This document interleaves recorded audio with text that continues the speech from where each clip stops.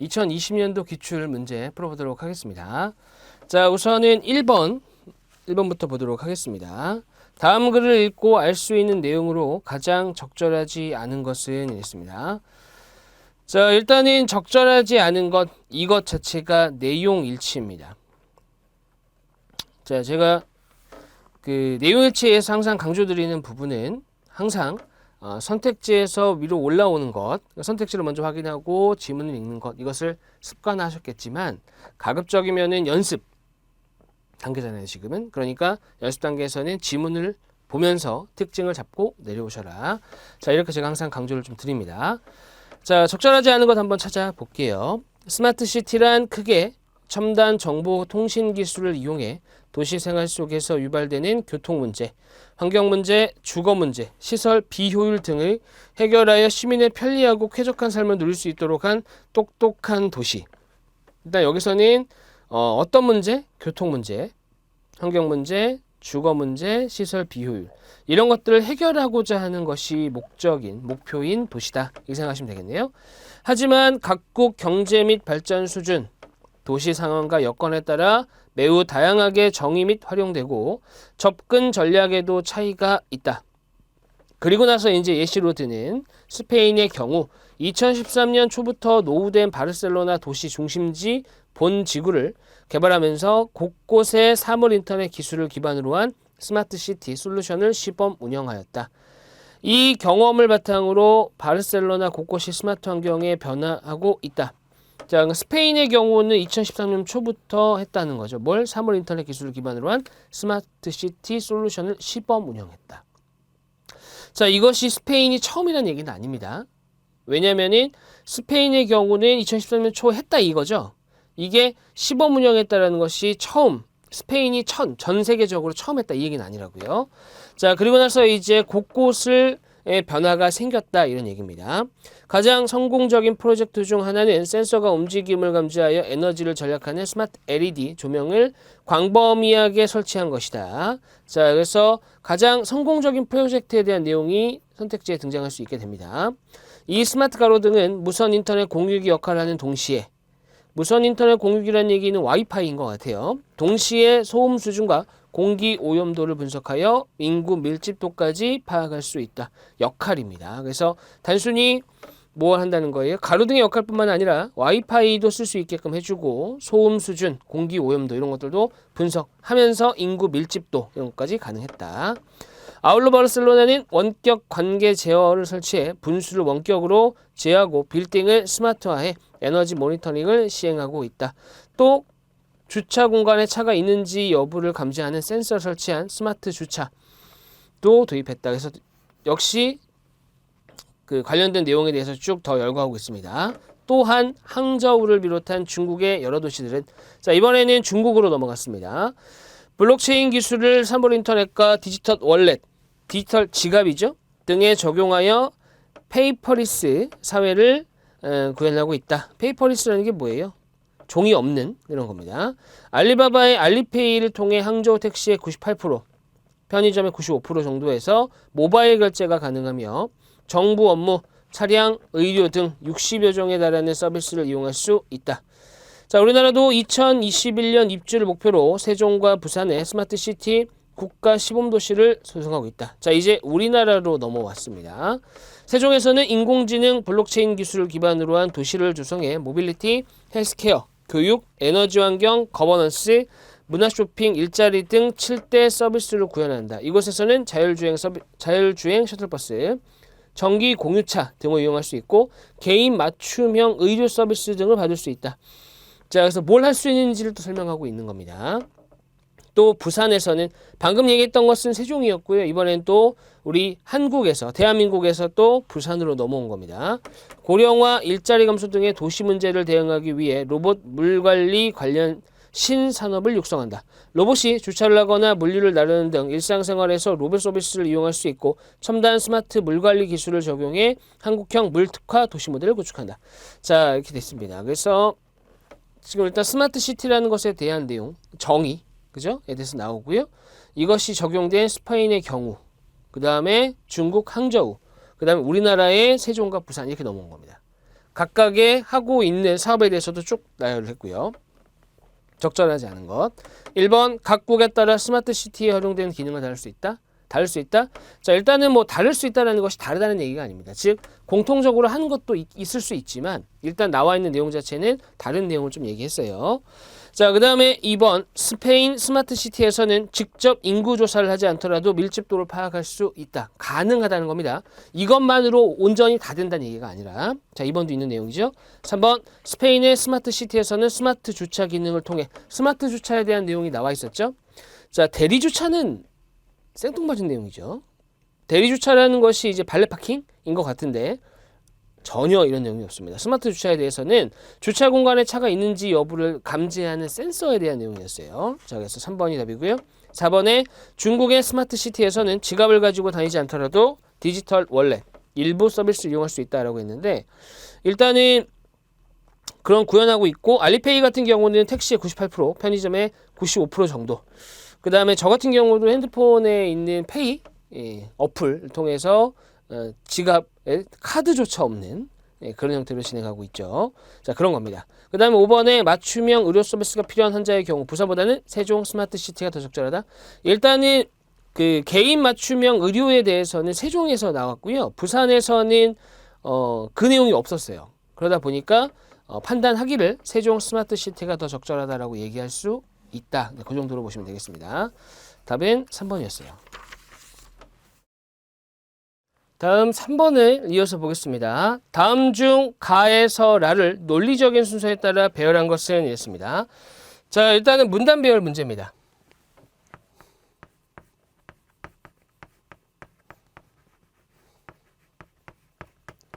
이 문단 배열 문제의 경우는 핵심 포인트는 뭐냐면은 속어죠, 속어. 속어입니다, 속어. 그래서 어떤 하나의 문단이 특정 위치에 놓여야 한다면 그 위치에 놓이지 않은 선택지는 지워가야 돼요. 됐죠? 그러면 결과적으로 우리가 이걸 글을 다 확인하지 않는다 하더라도 소거되는 과정에서 선택지에 후보가 있을 거 아니에요. 그거에 맞게끔 따지면 된다는 거죠. 효율적으로. 그 다음에 이제 중요한 내용을 좀 보자라고 한다면은 문단 배열에서 가장 핵심은 접속어. 그 다음에 지시어 이런 거죠. 됐죠? 또 이제 활용되는 부분은 뭐냐면 문단의 처음에 접속어나 지시어가 올 수가 없잖아요. 이를 통해. 그러나 이런 걸로 글을 시작할 수는 없다는 거죠. 그러다 보니까 당연히 맨 앞에 올 수 없다. 그래서 배제되는 형태입니다. 근데 그건 어디까지나 첫 번째 문단이 주어지지 않았을 때 얘기고 어떤 특정 문단이 주어진 상태에서 그 이후의 문단을 배열하시오라고 한다면은 그때는 접속어나 지시어가 들어갈 수가 있다는 겁니다. 그리고 나서는 이제 그 이외의 특징이 없다라고 한다면 어떻게 되는 거예요? 내용의 좀 이상한 표현이긴 하지만 이어짐. 깔끔하게 써볼까요? 이어지는 내용. 이걸로 봐야겠죠. 그러니까 결론은 이겁니다. 이걸로 모든 게 결정되지는 않거든요. 그러다 보니까 이어지는 내용이 뭐냐. 자, 이걸로 글이 결정이 된다 이겁니다. 자, 그러면 한번 보죠. 다음 중 가에서 라를 논리적인 순서에 따라 배열한 것은 이렇습니다. 자, 서울에 사는 주부 김 씨는 세탁기나 청소기 등의 가전기기를 사용하기 전에 집안에 설치된 원격 검침을 꼭 확인한다. 하루 중 전기료가 가장 저렴한 시간에 가전기기를 사용해 전기 비용을 조금이라도 줄이고자 합니다. 라고 되어 있습니다. 자, 일단은 선택지부터 한번 보면 선택지의 맨 앞에 올 수 있는 것은 가, 나, 다 중에 하나가 올 수 있다는 거죠. 되죠? 그 얘기는 라는 아니니까 신경 꺼도 됩니다. 자, 그러면은 가를 한번 볼게요. 이를 활용하여. 자, 이 상태에서 줄이고자 합니다. 이를 활용한다 라고 한다면 누가 활용하는 거예요? 주부 김 씨가 활용을 하겠죠. 됐죠? 줄이고자 합니다를 이 이후에 이를 활용하여 그러면은 주부 김 씨 얘기하다가 누군가 다른 사람 도청이나 아니면은 카메라를 찍고 있거나 이게 아닌 이상 이 사람이 하는 행위에 대해서 뭘 한다 이건 말이 안 되잖아요. 확인을 또 해보면은 전력 공급자는 전력 사용 현황을 실시간으로 파악한다. 이걸 어떻게 알죠, 사실은? 그죠? 왜냐면은 원격 검침을 확인해요. 원격 검침을 확인해서 이때 하면은 저렴한 시간대에 사용하겠다. 이거를 알 수가 있거든요. 됐죠? 근데 갑자기 이를 활용한 전력 공급자가 이러면 조금 생뚱맞게 들어간다는 겁니다. 그래서 가는 아니고요. 그 다음에 비현실적으로 들리는 이 사례는 이게 비현실적이기까지 한 내용은 아니죠. 됐죠? 자, 그렇기 때문에 나도 아닙니다. 그래서 첫 번째 들어갈 수 있는 것은 다가 되는 거예요. 됐죠? 다는 아직 확인 안 해봤지만 다가 들어가게 될 겁니다. 남은 게 다밖에 없으니까. 다를 한번 확인해 보면 비슷한 사례로 라고 해갖고 대등관계에 놓여있는 문단 하나를 더 제시합니다. 비슷한 사례로 직업상 컴퓨터 사용이 많은 웹디자이너 강씨 역시 전기료가 가장 저렴한 심야 시간대를 활용해서 작업하다 보니 어느새 낮과 밤이 바뀌는 지경에 이르렀다. 자, 이건 맞죠? 이어지는 내용이니까 대등관계 다가 맞습니다. 근데 다가 맨 앞에 오게 되면은 두 번째 오는 것은 나로 확정이에요. 왜냐면은 선택지 4번하고 5번 중에 다 나로 가는 것은 다로 시작하는 것은 다 나로 가기 때문에 맞죠? 그럼 나로 바로 보겠습니다. 비현실적으로 들리는 이 사례들은 일단 첫 번째는 비현실적이기까지는 않는데 두 번째는 전기요금을 아끼려고 낮과 밤이 바뀌었어? 이건 조금 비현실적인 것 같죠? 그죠? 이 사례들은 이제 우리의 일상이 될 수 있다. 이미 스마트폰을 이용해 외부에서 원격으로 집안의 가전기기를 조작하고 사물 인터넷을 이용해 어떤 가전기기가 언제 전기를 가장 많이 쓰는지도 스마트폰 하나로 파악할 수 있는 시대가 되었기 때문에 된다는 얘기입니다. 그러면은 다 나까지는 확실해요. 그 다음이 이제 가냐, 그 다음이 라냐 이걸로 봐야 됩니다. 아직 가 말고는 읽어보지 않았잖아요. 라를. 자, 이러한 사물 인터넷과 스마트 그리드가 정착이 되면 미래의 전기 사용 패턴은 지금과 완전히 달라질 것이다. 기존의 발전, 송전, 배전, 판매 단계로 이루어지던 단방향 전력망이 전력 공급자와 소비자의 양방향 실시간 정보 교환이 가능해지는 지능형 전력망으로 변화되기 때문이다. 이를 활용하여 이렇게 가는 게 맞겠네요. 그래서 라, 가로 가는 게 맞습니다. 근데 다만 하나는 조금 지적해야 되는 부분이 있어요. 뭐냐면 이러한 사물 인터넷과 스마트 그리드가 정착이 되면 한국전력 문제에서는 스마트 그리드에 대한 내용이 굉장히 많이 나오거든요. 실제로도. 근데 이 내용 자체는 글의 일부를 발췌한 거다 보니까 스마트 그리드에 대한 내용이 없거든요. 보통은 스마트 그리드가 등장을 해야지 스마트 그리드를 말한다고 제가 말씀을 드리고 싶은 거예요. 그러니까 스마트 그리드라는 것에 대해서 앞서 언급이 돼야 스마트 그리드라는 것이 나왔을 때 자연스러운데 스마트 그리드에 대한 내용이 안 나왔잖아요. 그러니까 스마트 그리드와 관련된 내용은 나와도 스마트 그리드가 뭐다 이건 안 나왔다는 얘기죠. 이해되시죠? 자, 그래서 그런 부분이 있다라는 겁니다. 그래서 그런 부분은 좀 확인돼야 될 부분이고요. 결과적으로는 라 다음에 이를 활용하여 가는 게 맞습니다. 그래서 깔끔하게 본다면은 답은 5번 이렇게 보시면 되겠습니다. 자, 그 다음에 넘어가서요. 6번 한번 보도록 하겠습니다. 6번. 자, 6번인 하경이는 생일을 맞이하여 같은 반 친구들인 민지, 슬기, 경서, 성준, 민준이 있습니다. 보통은 이런 유형은 두 문자만 따거든요. 두 문자라는 얘기는 하경은 하, 민지는 민, 슬기는 슬 이렇게 가는데 민지와 민준이가 민으로 겹칩니다. 그러면은 이 둘을 제외하고 나머지는 두 문자만 따고요. 얘네 둘만 민지, 민준 이렇게 구분해서 문제를 푸는 거죠. 됐죠? 자, 생일 파티에 초대했고요. 하경이와 친구들이 함께 축하 파티를 하기 위해 간격이 일정한 원형 테이블에 다음과 같이 앉았을 때 항상 참이 되는 것. 무조건 참 되는 겁니다. 이 얘기는 항상 참이 된다라는 것은 정해진 것이 완벽하게 다 정해지진 않았다 이겁니다. 완벽하게 다 정해지진 않았지만 확실한 거는 있다. 이 얘기예요. 됐죠? 자, 일단은 하경이를 포함해서 친구가 5명이니까 원형 테이블에 총 6명이 앉게 되는 거죠. 자, 여기가 이제 하경이라고 하는 거예요. 하경이가 여기 있을 수도 있고 여기 있을 수도 있고 여기 모두 가능하지만 원형 테이블의 특징은 돌리면 다 된다는 똑같다는 겁니다. 하경이가 여기 있다 하더라도 하경이를 여기다 놓고 기준으로 봐도 된다는 얘기예요. 그러니까 보통 이런 문제들은 하경이가 어디서 시작해야 되지가 아니라 하경이를 그냥 딱 기준으로 놓고 하는 겁니다. 됐죠? 자, 그 다음에 자리는 6자리입니다. 됐죠? 자, 가보겠습니다. 하경이의 바로 옆자리에는 성준이나 민준이가 앉지 않았대요. 그러니까 여기 자리는 성준이하고 민준이가 아니라는 겁니다. 성준, 하는, 성준, 민준 준. 이웃 안 한다. 자, 이런 조건들은 반드시 나열을 좀 하셔야 돼요. 됐죠? 확실하지 않은 거는 슬기는 성준이 또는 경서의 바로 옆자리에 앉았다. 자, 슬기는 성준이 또는 경서의 바로 옆자리예요. 슬기는 성준이 또는 경서입니다. 성 또는 경과 이웃이 된다는 거죠. 자, 그 다음에 민지의 바로 왼쪽 자리에는 경서다. 자, 이런 문제는 기준 자체가 특별히 방향성이 제시되어 있지 않는 이상은 왼쪽이다 그러면 그 사람을 기준으로 왼쪽이에요. 왼쪽. 왼손 쪽. 됐죠? 자, 그렇기 때문에 민지의 왼쪽 자리에는 경서다 그러면은 민지가 여기 있다면 경서는 여기 있다는 거예요. 민지가 여기 있다면 경서는 여기 있는 겁니다. 왼쪽이니까 이쪽에 있어야 되는 게 아니라. 됐죠? 왼손 쪽입니다. 그래서 이것을 표현할 때 저는 이렇게 표현해요. 민지의 왼쪽 자리에 경서다. 이렇게 표현합니다. 이래야 옆에 있다. 이거 왼쪽에 있다. 이렇게 표현이 되니까요. 그러니까 둘은 같이 다녀야 돼요.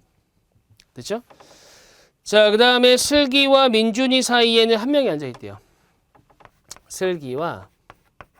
슬기하고 민준이 사이에 한 명이 있다. 착각하면 안 되는 거. 민준이 이쪽에 있을 수도 있죠.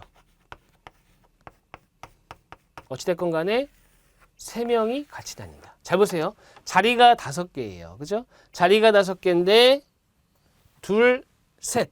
이거를 그냥 생각 없이 읽어버리면 와, 이거 너무 어렵겠는데? 왜냐면 이 문제는 이런 유형의 자체의 특징이 뭐냐면 경우의 수거든요. 그러다 보니까 경우의 수야? 와, 이거 어떻게 다 하지?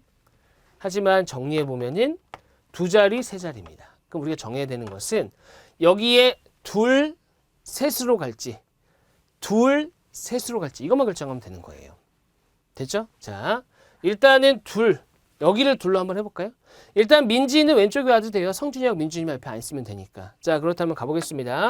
민지 경서예요. 민지 경서. 이렇게 되는 거죠? 자, 그 다음에 3명이 이쪽에 놓여야 됩니다. 자, 근데 3명은 슬, 빈칸, 민준이냐, 민, 빈칸, 슬이냐. 근데 민이 일로 오면 안 된다고요. 왜? 이웃하면 안 된다 그랬으니까. 셋이 이쪽으로 온다 그러면 이쪽이 슬이에요. 슬. 그 다음에 모르고 민준입니다. 근데 모르는 거 아니죠? 왜 아니냐? 지금 이 5명을 제한 나머지 1명 누군지만 찾으면 되죠? 자, 그 사람은 바로 경서 있고 그 다음에 경서 말고 성준이네요. 그죠? 이렇게 들어가는 케이스가 하나가 있습니다. 됐죠? 자, 그 다음에 하경이의 위치는 고정을 시키고요. 이번에는 둘, 셋으로 가는 거죠. 둘, 셋으로 가게 되면 여기가 민지입니다. 민지고 여기가 경서예요. 경서. 그 다음에 3명이 이렇게 들어가야 되죠. 그렇죠? 마찬가지입니다. 민준이가 여기 오면 안 되거든요. 그러니까 민준이는 무조건 이쪽에 있어야 돼요. 그리고 성. 그 다음에 슬. 처음에 성은 이거는 줄 필요가 없었네요. 이거는. 됐죠? 왜냐하면 나머지 조건에서도 안 줘도 될 정도의 조건이기 때문에 결과적으로 보세요. 하의 좌우 옆에. 자, 여기도 다르죠. 하지만 여기는 고정이잖아요. 이런 걸 찾으라는 얘기입니다. 확실한 거. 그래서 민준이가 하경이와 마주보고 있다. 마주보고 있는 답은 1번이 되고요. 나머지는 다 안 되는 겁니다. 이해되셨죠? 자, 이렇게 접근하셔야 돼요. 자, 다음입니다. 근데 이제 이런 유형은 요즘 또 트렌드는 뭐냐면 일일이 찾아가는 형태. 이런 것도 최근에 나오는 유형 중에 하나가 됩니다. 그래서 일일이 하는 것도 나올 수 있다. 이런 유형의 기본은 경우의 수다라고 판단하시고 접근하시는 게 좋습니다. 자, 그 다음에 이어서 7번 한번 가보도록 하죠. 7번이 생각보다 어려워요. 왜냐하면 보통 우리가 그 수리 능력, 문제 해결 능력에서 이렇게 표나 그래프로 등장을 할 때 이 표나 그래프가 익숙한 거면은 그냥 하면 되는데 내용 자체, 구성이 좀 익숙하지 않거나 이러면은 벙찌거든요. 됐죠? 그러니까 좀 다양한 유형들을 많이 보시는 게 좋습니다. 자, 해석으로 옳은 것은 그랬고요. 첫 번째 그래프에서는 상수도 구역별 수질 농도 현황이라고 해서 BOD와 DO는 막대 그래프로 표현했고 pH는 뭐예요? 꺾은 선 그래프로 표현을 했습니다. 자, 그 다음에 그 막대 그래프와 꺾은 선 그래프가 나와 있는 문제 그 항목의 유형이 좀 다르기는 하지만 보조축을 하나 더 만들지는 않았어요. 그냥 하나의 축으로만 사용했다. 그 정도. 자, 그 다음에 구역은 A부터 F 구역까지 총 6군데입니다. 그 다음에 이제 밑에 수질 등급 기준을 보시게 되면은 등급표가 있죠. 그래서 매우 좋음, 좋음, 약간 좋음, 보통, 약간 나쁨, 나쁨, 매우 나쁨 이렇게 6단계로 되어 있고요. DO, BOD, pH 뭔지는 모르겠지만 이렇게 들어가 있습니다. 자, DO, BOD, pH 수치는 모두 충족하는 등급으로 모두 충족해야 돼요. 등급을 결정해야 되고요. DO는 용존 산소량, 그 다음에 BOD는 생화학적 산소 요구량입니다. 자, 일단은 이 각각 DO랑 BOD가 뭔지는 모르겠어요. 모르겠지만 용어가 뭔지는 나와 있지만 쓰임은 모르겠다는 거죠. 그러면은 보통 이런 경우에는 예시가 없기 때문에 그냥 하는 겁니다. 그냥 수치만 보고 파악하는 거예요. 됐죠? 자, 이제 본격적으로 문제를 좀 보도록 하죠. 자, 1번에 BOD 농도가 5mg/L. L은 어떤 건지 모르겠어요. 리터일 수도 있고 아닐 수도 있습니다. 자, 그냥 L이라고 할게요. 자, 이하인 상수도 구역 중 3등급은 하나이다. 일단은 BOD가 5mg/L 이하인 걸 찾아야 돼요. 자, BOD는 자, 막대 그래프 중에서도 왼쪽에 있는 거고요. 5 이하에 있는 것이 B랑 D가 있습니다. 됐죠? B랑 D예요. 그리고 나서 뭐라 그랬냐면 3등급은 하나다. 둘 중에 3등급이 하나다라고 했으니까 B나 D 둘 중에 하나가 3등급이던가. 그럼 맞는 거예요. 근데 둘 다 3등급이거든가 둘 다 3등급이 아니면 틀린 거죠. 됐죠? 자, 일단은 한번 B를 보죠. B는 BOD가 4.8이거든요. 4.8이면 일단은 자, 봅시다. 4.8. 4.8이면은 5 이하니까 BOD가 일단은 5 이하. 5 이하면은 어디가 가능해요? 3, 4, 5, 6이 가능합니다. 그죠? 4.8이니까. 3등급의 가능성은 있어요. 자, 근데 DO가 5.2거든요. 5.2. 자, 5.2예요. 5.2. 5.2면은 1B부터 해서 6까지 가능합니다. 6까지. 5.2니까. 됐죠? 자, 그러니까 이것도 역시 3등급이 가능한 거예요. 자, 그 다음에 이제 pH를 봤더니 pH가 6이거든요. 6. 6이면은 어때요? 3등급이 될 수가 없습니다. pH가 6이면 4, 5, 6등급 중에 하나가 나와야 돼요. 됐죠? 자, 그래서 정리해보면은 DO는 지금 얼마냐면 B가 5.2, 그 다음에 BOD가 4.8, 그 다음에 pH가 6. 이러면은 자, 이것에 모두 해당하는 것은 4등급. 3등급은 안 되겠네요. 그죠? 3등급은 안 됩니다. 자, 그 다음입니다. 그 다음에 D. D 같은 경우는 봅시다. 자, BOD가 0.9예요. 그러면 일단은 매우 좋음에 들어가야 되겠죠. 매우 좋음도 가능하다. 이것만 놓고 보면. 자, 근데 DO가 뭐라고 되어 있냐면 7.9가 되어 있어요. 7.9. 그럼 이거는 7.5 이상에 해당하는 DO에서 봐야 됩니다. 됐죠? 자, 여기까지는 1A가 될 수 있는 조건입니다. 자, 그리고 pH가 지금 8.2. 8.2면은 네, 1등급이 가능합니다. 그래서 B는 4등급, D는 1등급에서도 1A 이렇게 보시면 되겠네요. 됐습니다. 그래서 답은 아니고요. 2번 pH가 가장 높은 구역의 등급. pH가 가장 높은 구역이 어디예요? 네, D입니다. 1번, 2번이 같이 가네요. 등급이 가장 높습니다. D예요. D. 매우 좋음. 자, 답은 2번입니다. 그 다음에 3번. 상수도 구역에서 등급이 약간 나쁨 또는 나쁨인 구역이 두 곳이다. 자, 그래서 위에 나와 있는 막대 그래프 두 항목과 꺾은 선 그래프 하나의 항목을 잘 조합을 해서 만들어 보면 어떻게 되냐? 일단은 A 구역은 A 구역 같은 경우는 pH가 5.0이기 때문에 5.0인 거는 등급이 없어요. 그죠? 그러니까 등급 없다 이렇게 하셔야 되고 B가 4인 거 봤고요. C가 6등급입니다. 그 다음에 D구역은 1A 등급, E구역은 4등급, 그 다음에 F구역은 5등급이에요. 그러면은 나쁨 또는 약간 나쁨이 4고 나쁨이 5니까 약간 나쁨이 2개, 그 다음에 나쁨이 하나, 3곳입니다. 3곳, 4곳이 아니라. 자, 그 다음에 4번 수질 기준은 DO와 BOD의 농도가 높을수록 좋은 등급이에요. DO 같은 경우는 어때요? BOD는 낮을수록, 그죠? BOD는 낮을수록 좋잖아요. 그죠? 자, 그렇기 때문에 틀렸고. 5번 수소이온 농도가 낮을수록 수질 등급은 매우 좋음에 가까워요. 무관하죠? 왜냐면은 등급에서 보시게 되면 매우 좋음부터 보통까지는 6.5에서 8.5고 약간 나쁨부터 매우 나쁨은 6.0에서 8.5입니다. 이거 가지고 그 수질 등급이 수소이온 농도가 낮을수록 좋다? 이건 판단할 수 없다는 거죠. 됐죠? 그래서 답은 2번으로 보시면 되겠습니다.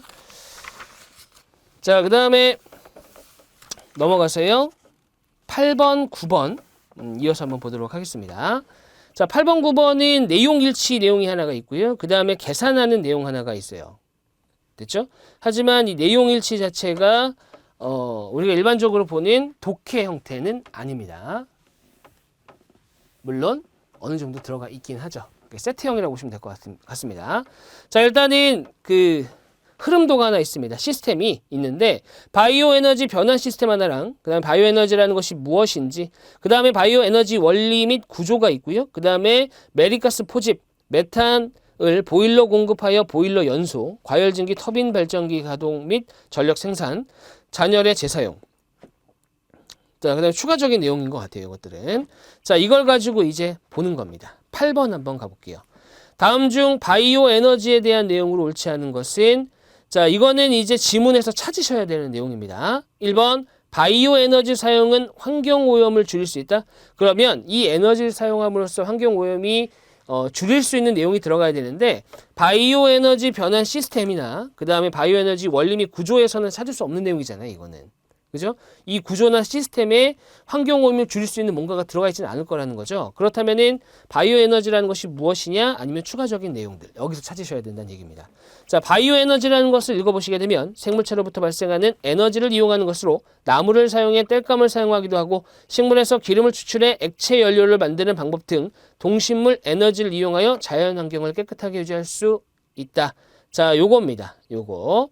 그 다음에 이제 쓰레기 매립지에서 발생하는 매립지 가스를 원료로 발전 선비를 가동하고 전력을 생산하는 과정을 통하여 매립지 주변의 대기 중 메탄가스 방출을 줄이고 폐기물을 자원으로 재활용하여 환경오염을 줄일 수 있다. 자, 그래서 바이오 에너지라는 것은 환경오염을 줄일 수 있는 역할을 한다. 이렇게 보시면 되겠습니다. 그래서 1번은 있는 내용.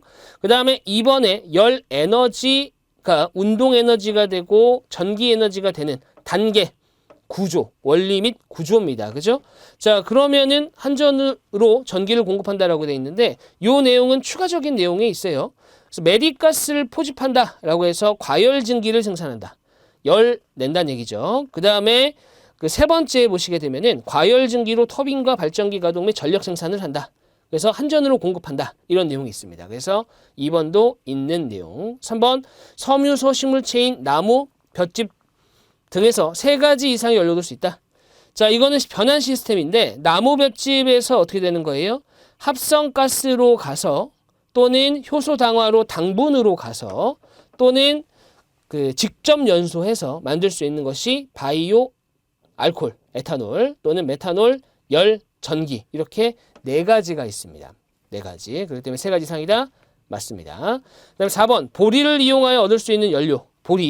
보리는 전분작물이죠. 전분작물에서 얻을 수 있는 연료는 오로지 에탄올 뿐입니다. 메탄올은 섬유소 식물체, 나무나 볏짚에서 얻을 수 있는 겁니다. 자, 그래서 4번이 답이고요. 5번 발전기를 가동할 때 일부 증기는 급수가열에 재사용된다. 자, 이 내용은 잔열의 재사용이라고 해서 추가 내용에서 마지막에 등장합니다. 그래서 터빈 발전기 가동 시 증기의 일부가 급수의 가열에 재사용되고 라고 되어 있습니다. 됐죠?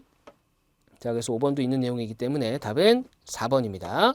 자, 그 다음에 9번 같은 경우는 바이오 에너지를 만들기 위해서는 다양한 공정이 필요하다. 공정마다 소요되는 비용을 점수로 매겼을 때 최종 공정이 끝난 후 공정 가격으로 옳지 않은 것은 이라고 해서 계산을 하라고 했습니다. 자, 계산하는 문제고요. 요거는 뭐 다 계산하셔서 나와야 되는 부분입니다. 일일이. 자, 그래서 요거는 답에 대해서만 계산을 조금 해드리자면 3번입니다. 에너지원이 나무다. 나무면은 섬유소 식물체죠. 이 섬유소 식물체가 지금 결과적으로 뭘 만들어야 되냐면은 열을 만들어야 돼요. 열. 자, 그러면 어떻게 가야 되냐? 나무에서 가스화나 직접 연소를 해야 돼요. 맞죠? 그러면은 가스화 또는 직접 연소. 보시게 되면 직접 연소는 없어요, 일단. 그죠? 가스화는 있습니다. 맞죠? 가스화 해가지고 한 다음에 다음 보일러로 가야 됩니다. 됐어요. 자, 그렇다면은 보겠습니다. 가스화가 8점이죠? 8점이면은 밑에 단계별 비용에서 8점 이상이면 5만 원이다 라고 돼 있어요. 그죠? 자, 그러니까 8점. 그 다음에 5만 원. 이겁니다. 그 다음에 보일러였죠? 보일러가 2점이에요. 2점. 2점이고 1점 이상 4점 미만에서는 1점당 3만 원이라고 했기 때문에 2 곱하기 3. 그래서 46만 원이 나와야 되는데 우리 3번에서는 44만 원이라고 했기 때문에 틀렸다. 그렇게 보시면 되겠습니다. 나머지도 마찬가지예요. 나머지도 그 흐름 안에서 찾으셔갖고 점수 대비해서 얼마가 나왔는지 확인해 보시면은 1, 2, 4, 5번은 맞다. 이렇게 되겠습니다. 자, 여기까지 하도록 하겠습니다. 수고하셨습니다.